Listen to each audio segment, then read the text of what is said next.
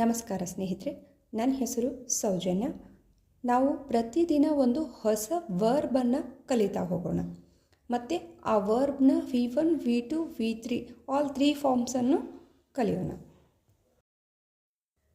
Today's verb is drawn. The 3 forms of drawn are here. V1, the base form is drawn. V2, the past simple form is drawned. V3, the past participle form is drawned. Can you guess what's the Kannada meaning of drawn? We will understand the meaning of drawn in examples. Examples: she fell in the river and drowned. ಅವಳು ನದಿಯಲ್ಲಿ ಬಿದ್ದು ಮುಳುಗಿದಳು. 4 people drowned in the flood. 4 ಜನರು ಪ್ರವಾಹದಲ್ಲಿ ಮುಳುಗಿದರು. The food was drowned in sauce. ಆಹಾರವು ಸಾಸಲ್ಲಿ ಮುಳುಗಿತು.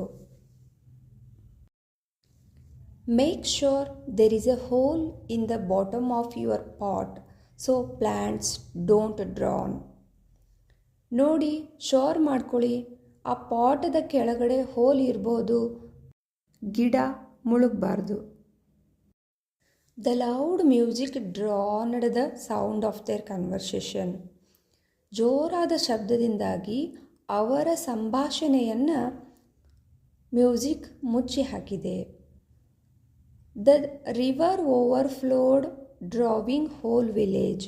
ನದಿ ತುಂಬಿ ಹರಿದಿದ್ದರಿಂದ ಪೂರ್ತಿ ಹಳ್ಳಿಯನ್ನು ಮುಳುಗಿಸಿದೆ. ಯಾರು ಈ ಚಾನಲನ್ನು ಫಸ್ಟ್ ಟೈಮ್ ನೋಡ್ತಾ ಇದ್ದೀರಿ, ದಯಮಾಡಿ ಈ ಚಾನಲ್ಗೆ ಸಬ್ಸ್ಕ್ರೈಬ್ ಆಗಿ ಮತ್ತು ಪಕ್ಕದಲ್ಲಿರೋ ಬೆಲ್ ಬಟನನ್ನು ಕ್ಲಿಕ್ ಮಾಡಿ. ವಿಡಿಯೋ ಇಷ್ಟ ಆದರೆ ಲೈಕ್ ಮಾಡಿ, ಶೇರ್ ಮಾಡಿ ಮತ್ತು ಸಬ್ಸ್ಕ್ರೈಬ್ ಮಾಡಿ. ಸಬ್ಸ್ಕ್ರೈಬ್ ಮಾಡೋಕ್ಕೇನು ದುಡ್ಡು ಕಟ್ಟಾಗೋದಿಲ್ಲ.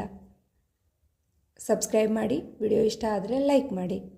ನಮಗೂ ಹೊಸ ವಿಡಿಯೋ ಮಾಡಲಿಕ್ಕೆ ಖುಷಿ ಆಗುತ್ತೆ, ಉತ್ಸಾಹ ಬರುತ್ತೆ. Thank you for watching.